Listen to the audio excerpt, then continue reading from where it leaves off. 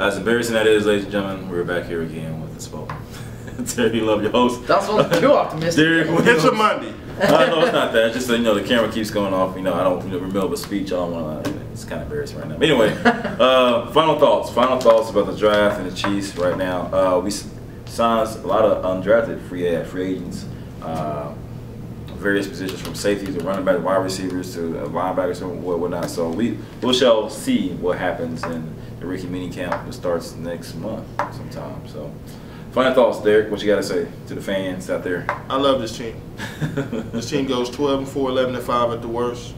You get to the second round of the playoffs. Cassel has a big year. Throws over 3,000 yards and throws over 26 touchdowns. And we're one of the tops in the league in rushing and one of the top 5 defensive teams in all football. This team's going to have a big year. I like that.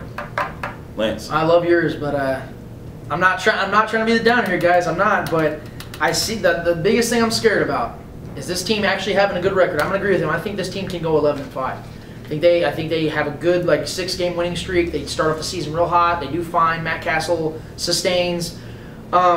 Or Quinn. My problem, yeah, maybe Quinn. My problem though is, and I'm gonna tell you guys, my biggest fear is we get into the playoffs because I think we win our division this year.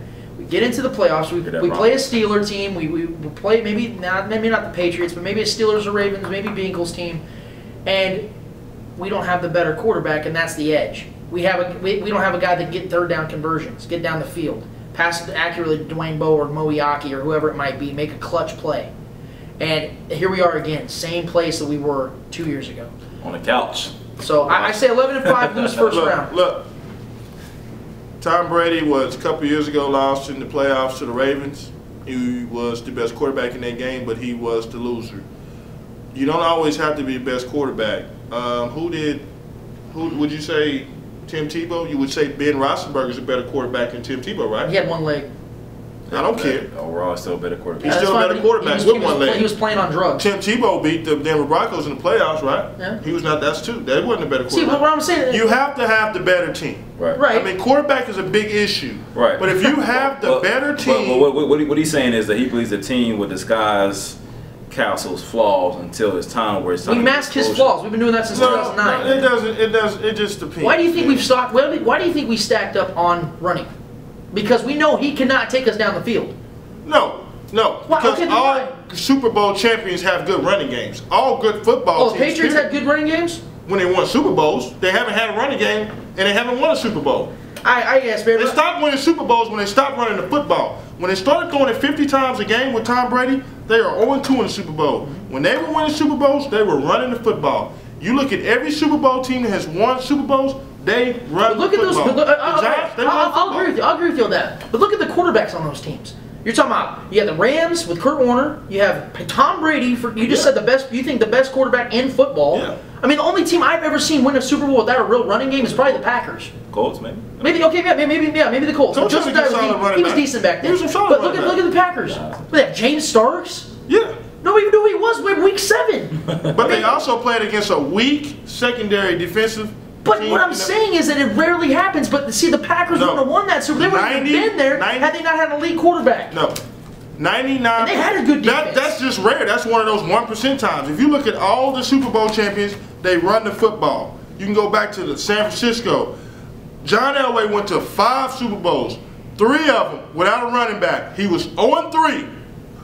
2-0 with Terrell Davis. But look, you're going to tell me that you have a better Kurt Warner had Marshall Faulk. But you have a better chance of breaking that playoff losing streak with Matt Cassel as opposed to any starting quarterback in the AFC alone. I'm just saying, if you don't run the football, that's fine. I agree with you. Absolutely, I'll say fine. I'll agree with you on that. Because Tom Brady wouldn't have had to go down the field and make some of those passes. But just think about that. If he could have just handed out to a running back to get the first down. You say Matt Cassel's going to make the Pro Bowl this year. Okay, look at all the guys he'd have to beat out. You're going to tell me we have a better chance of winning the. You're going to tell me we have a better chance of winning a postseason game with Matt Cassel as opposed to Phillip Rivers, Ben Roethlisberger, Tom Brady, Andy Dalton, Matt Schaub. You're talking about any. Did Matt Cassel make the Pro Bowl in 2010? Because Brady didn't go, man. But where were the other guys who could have filled in? He had to be close to the list. It was only one guy out, Pro Bowler. And he wasn't legit. He didn't get voted in. If three quarterbacks make the Pro Bowl, right?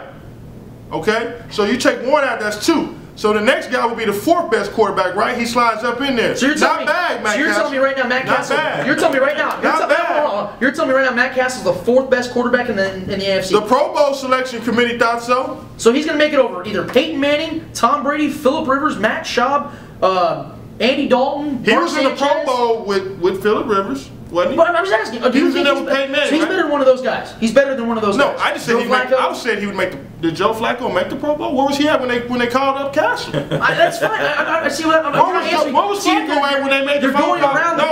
You're going around the question. You're not understanding what I'm saying is, you're saying how bad he is in the name and who was he better than. Where was Joe Flacco at when they picked up the phone to call Matt Cassel? They didn't call Flacco. That's fine. Why didn't they call Flacco to replace Brady? I don't know. I wouldn't hear. I didn't Because hear the they didn't think he was better. I'm asking the question. I'm asking you. He had better numbers than Flacco. I'm asking you. Do you think Matt Castle's better than Joe Flacco? Just as good. What has Flacco won?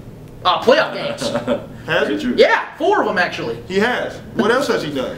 What else? What has Matt Castle done? He's been to 1 playoff game of the Chiefs. You and he put lost. Matt Castle. He didn't have consecutive completions in that game. Give Matt Castle Ray Lewis and Terrell Suggs and see how many playoff games he can win. Wow. Yeah. Those are 2 Hall of Fame. We're making apologies for Matt Castle, who barely had 3,000 yards in his best season. But he had. In his best season, he had 3,000 yards.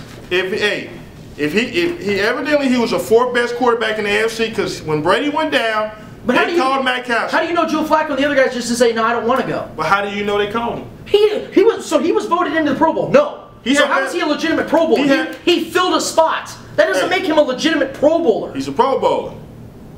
He's a Pro Bowler. He has a Pro Bowl jersey. He's a Pro Bowler. You get those at Foot Locker. But they were issued by the NFL. That's funny. He was throwing balls on the Honolulu. You can go to Foot Locker and get one, but you're not throwing balls in Honolulu. You're throwing balls on 12th and parallel, 78th and parallel. That's a little bit different from throwing balls on the Honolulu. That's very true.